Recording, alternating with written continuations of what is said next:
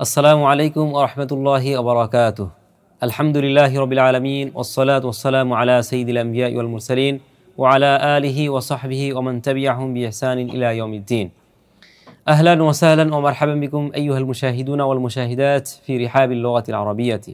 আরবি ভাষার শিক্ষক ও শিক্ষার্থীবৃন্দ এবং দেশের বিভিন্ন প্রান্ত থেকে যারা আমাদের অনুষ্ঠান দেখছেন সকলকে আরবি ভাষার প্রাঙ্গণে স্বাগতম।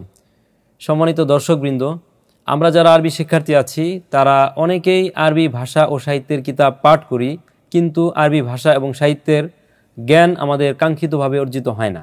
কারণ হচ্ছে আরবি ভাষা এবং সাহিত্যের কিতাব সঠিক পদ্ধতিতে পড়া হয় না। প্রত্যেকটা শাস্ত্রের কিতাব অধ্যয়নের বিশেষ কিছু নিয়ম নীতি আছে।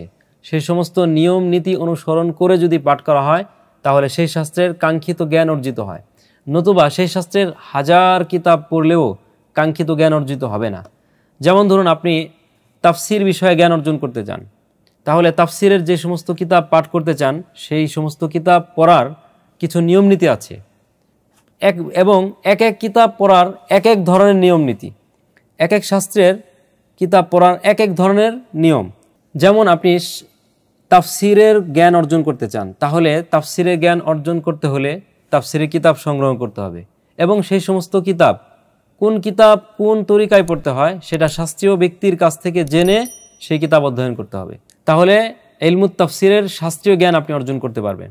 আপনি হাদিস বিষয়ে যদি জ্ঞান অর্জন করতে চান তাহলে হাদিস বিষয়ের লিখিত প্রচুর কিতাব সংগ্রহ করতে হবে এবং এই হাদিস শাস্ত্রের যিনি শাস্ত্রীয় ব্যক্তি, যিনি বিশেষজ্ঞ, তার কাছ থেকে পরামর্শ নিয়ে সেই কিতাবগুলো অধ্যয়ন করতে হবে। তাহলে হাদিস শাস্ত্রের জ্ঞান অর্জিত হবে।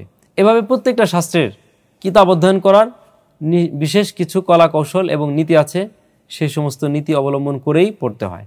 তো আরবি ভাষা জ্ঞান অর্জন করতে হলে আরবি ভাষা এবং সাহিত্যের কিতাব শুধু গতানুগতিক পড়ে গেলেই হবে না, বরং তার কিছু নির্দিষ্ট নিয়ম কানুন আছে, সেগুলো যদি খেয়াল করে যদি পড়া হয়, সেই সমস্ত নীতি অবলম্বন করে যদি পাঠ করা হয় তাহলে আরবি ভাষা জ্ঞান অর্জিত হবে। নতুবা আরবি ভাষার কিতাব 100টা পড়লেও তেমন ভাষা জ্ঞান অর্জন হবে না। দেখা যায় যে 100টা কিতাব পড়ার আগে তার লেখার মান যেমন ছিল, বলার মান যেমন ছিল, তার আরবি ভাষার জ্ঞানটা যতটুকু ছিল, 100টা কিতাব পড়ার পরও তার ভাষা জ্ঞান তেমনই রয়েছে, খুব বেশি উন্নতি হয়নি, তার লেখার মানটা অত বেশি সাহিত্যের মানে উত্তীর্ণ হয়নি, বা তার বলাটাও হয়নি, বা আরবি ভাষা সম্পর্কে তার জ্ঞান তেমন অর্জিত হয়নি, বরং শুধু পড়ে গেছে। আরবি ভাষা এবং সাহিত্যের কিতাব শুধু পড়ে যাওয়ার না। যে আপনি একটা আরবি ভাষার কিতাব নিয়েছেন, সেখানে একটি গল্প পেয়েছেন, গল্প শুরু থেকে শেষ পর্যন্ত শুধু পড়ে গেলেন, তার অনুবাদ পড়লেন, বুঝলেন, শেষ, এতটুকুই যথেষ্ট না, এতটুকু যথেষ্ট নয়, বরং সেই প্রবন্ধ পড়ার ক্ষেত্রে বিশেষ কিছু নিয়ম নীতি আছে, সেগুলো অনুসরণ করেই পড়তে হবে। তো আজকের এই ভিডিওতে আরবি ভাষা এবং সাহিত্যের জ্ঞান অন্বেষণ করার জন্য আরবি ভাষা এবং সাহিত্যের কিতাব অধ্যয়ন করার মোট 12টি পদ্ধতি সম্পর্কে আলোচনা করব ইনশাআল্লাহ। চলুন সেই সমস্ত পদ্ধতি সম্পর্কে জেনে নিই। আরবি এবারত পড়ে বোঝা। সর্বপ্রথম যেটা করতে হবে সেটা হচ্ছে একটি প্রবন্ধ বা একটি গল্প সামনে নিয়ে সেটা শুরু থেকে শেষ পর্যন্ত একবার পড়তে হবে এবং তার অনুবাদ বুঝতে হবে। সেক্ষেত্রে যদি কোনো লুগাত কামুসের সহযোগিতা নিতে হয় সেটা নেওয়ার সুযোগ আছে। আরবি এবারতটা নিয়ে ভাবতে হবে। যেই প্রবন্ধটি বা গল্পটি পড়লেন সেই গল্পের মাঝে অনেক শব্দ আছে, বাক্য আছে, তাবির আছে, উসলুব আছে, উপস্থাপনা শৈলী আছে, প্রত্যেকটা নিয়ে ভাবতে হবে যে লেখক তার লেখাটিকে, তার গল্পটিকে কি দিয়ে শুরু করলেন, কি দিয়ে শেষ করলেন, মাঝখানে কি কি বিষয়গুলো আনলেন, যে এই বিষয়ে গল্পটি লিখেছেন, যে বিষয়ে তিনি প্রবন্ধ লিখেছেন, এই বিষয়ে কি কি বিষয়গুলো তিনি কিভাবে এনেছেন, তার বাক্যের গঠনটা কেমন ছিল, তার উপস্থাপনাটা কেমন ছিল, তার লেখার গতিটা কেমন ছিল, কঠিন শব্দে লিখেছেন না সহজভাবে লিখেছেন, বাচ্চাদের জন্য লিখেছেন নাকি তিনি বড়দের জন্য লিখেছেন, এই বিষয়গুলো খুব ফিকির করতে হবে, ভাবতে হবে, চিন্তা করতে হবে। যে গল্প বা প্রবন্ধ পড়লেন সেটি 25 বার করে পড়তে হবে, প্রত্যেকটা লাইন 25 বার করে অধ্যয়ন করতে হবে। একবার পড়লে কিন্তু ভাষা জ্ঞান অর্জন হয় না, বরং বারবার পড়তে হয়। বরং 3-4 বার পড়েও যদি মুখস্থ হয়ে যায় তাহলে উদ্দেশ্য অর্জিত হবে না, ভাষা জ্ঞান আসবে না, বরং সেটি 25 বার, 30 বার, 40 বার, 50 বার, 60 বার, 100 বার পর্যন্ত পড়তে হবে, বারবার পড়তে হবে। যত বেশি পড়ব তত বেশি জ্ঞান অর্জন হবে, লেখার শৈলীটা আমার অর্জিত হবে। এজন্য বারবার পড়তে হবে, কমপক্ষে 25 বার অধ্যয়ন করতে হবে।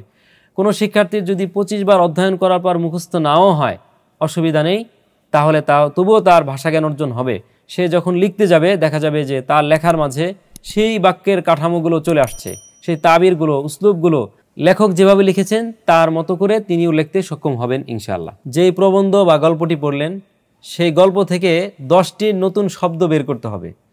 যেই সমস্ত শব্দের অর্থটা জানা নেই বা জানা আছে কিন্তু তুলনামূলক ব্যবহারটা কম হয়, এমন গল্প থেকে এমন মোট 10টি শব্দ ডায়েরিতে লিখতে হবে এবং সেটা মুখস্থ করতে হবে। পাশাপাশি প্রত্যেকটি শব্দ দিয়ে 3টি, 4টি, 5টি করে বাক্য রচনা করতে হবে। 10টি তাবির বের করতে হবে। সেই গল্প থেকে 10টি তাবির নির্বাচন করে ডায়েরিতে লিখতে হবে এবং প্রত্যেকটা তাবির মুখস্থ করতে হবে এবং তা বলার মধ্যে, লেখার মধ্যে তা আনতে হবে। প্রত্যেকটা তাবির দিয়ে অন্ততপক্ষে 5টি করে বাক্য ব্যবহার করতে হবে এবং প্রত্যেকটা তাবির দিয়ে অন্ততপক্ষে 5টি করে জুমলা রচনা করতে হবে এবং এই তাবিরগুলো রোজনামচা বা প্রবন্ধ বা অন্য যে কোনো লেখার ক্ষেত্রে ব্যবহার করার চেষ্টা করতে হবে।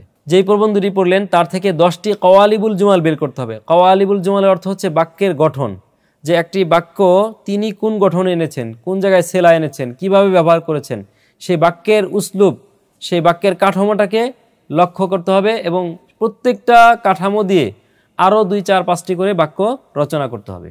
7, গল্পটি পড়ার পর তার খোলাসা আরবিতে নিজের মতো করে লিখতে হবে। যে আপনি গল্পটা যেভাবে পড়লেন বা কোনো প্রবন্ধ পড়লেন সেই প্রবন্ধটার খোলাসা, সারাংশ, মূল কথাটা আপনি নিজের মতো করে আরবিতে লিখবেন। হ্যাঁ, এই লেখার ক্ষেত্রে যেন লেখক যে সমস্ত শব্দ তাবির ব্যবহার করেছেন সেই সমস্ত শব্দর তাবির যেন চলে আসে, সেই দিকটি খেয়াল করা। 8, যেই গল্পটি আপনি পড়লেন সেই গল্পটিকে আরও সংযোজন করে লেখা। লেখক তার গল্পটাকে যেভাবে লিখেছেন আপনি এই গল্পটিকেই আরও সমৃদ্ধি করে লিখবেন, সেই গল্পটাকে মধ্যে আরও সংযোজন করবেন, আরও কোনো চিন্তা, আরও কোনো চিত্র তার ভিতরে প্রবেশ করাতে পারেন। মোট কথা, গল্পটিকে কমানো বাড়ানো সর্বদিক থেকে আপনার সুযোগ আছে, সেটিকে সংযোজন করে নতুন করে লেখা। 9, আপনি আরবি ভাষার যেই গল্পটি পড়লেন এই গল্পের মতো আরেকটি গল্প আপনি লিখবেন। আপনি একটি গল্প পড়েছেন, তার মধ্যে যে সমস্ত চিত্রগুলো আছে এটির আলোকে আপনার জীবনে ঘটে যাওয়া কোনো বাস্তব চিত্র আপনি এটির আলোকে লিখতে পারেন, অথবা যদি বাস্তবে নাও লিখতে পারেন কাল্পনিকভাবে আপনি একটি গল্প দাঁড় করাবেন। সেখানে হয়তো রাশেদ খালেদের কথা আছে, আপনি এখানে রফিক, করিম, অন্য কারো নাম ব্যবহার করে সেই গল্পের চিত্রটাকে পাল্টে নতুন করে একটি গল্প লিখবেন। 10, এই গল্পটি থেকে আরও বেশ কিছু শিক্ষা বের করা। আপনি যে গল্পটা পড়েছেন অবশ্যই তার মাঝে কোনো শিক্ষা আছে, মানুষকে দেওয়ার মতো কোনো উপদেশ আছে, সেখান থেকে 5টি 6টি উপদেশ বের করবেন এবং সেটা আরবিতে আপনি লিখবেন। 11, যেই গল্প প্রবন্ধটি পড়লেন তার মধ্যে অনেকগুলো প্রশ্ন তৈরি করা, আরবিতে নিজে নিজেই প্রশ্ন তৈরি করা এবং তার উত্তর লেখার চেষ্টা করা। 12, এই যে 11টি বিষয় গেল, উপরোক্ত বিষয়গুলো অন্যকে শোনানো, অর্থাৎ এই গল্পের খোলাসা, এই গল্প দিয়ে বাক্য লেখা, এই গল্পের মতো আরও গল্প লেখা, এখান থেকে শিক্ষা অর্জন করা, প্রশ্নোত্তর তৈরি করা ইত্যাদি। এইগুলো আমরা এতক্ষণ পর্যন্ত যা আলোচনা করেছি সেটা হচ্ছে লেখনির ফায়দা হবে। তো এই কথাগুলো যদি আমরা অন্যকে শোনাই, সহপাঠীকে আমরা আরবিতে গল্পটা বলি, শোনাই, তাহলে আমাদের বলার ফায়দা হবে। তো আরবি ভাষা এবং সাহিত্যের জ্ঞান অর্জন করতে হলে এই 12টি পদ্ধতি অনুসরণ করতে হবে।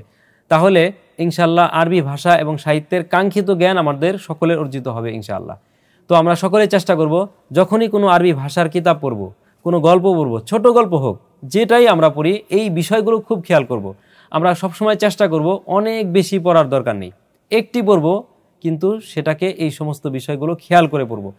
আল্লাহ তাআলা আমাদের সকলকে আরবি ভাষা এবং সাহিত্যের জ্ঞান দান করুন। আসসালামু আলাইকুম ওয়া রাহমাতুল্লাহি ওয়া বারাকাতুহু।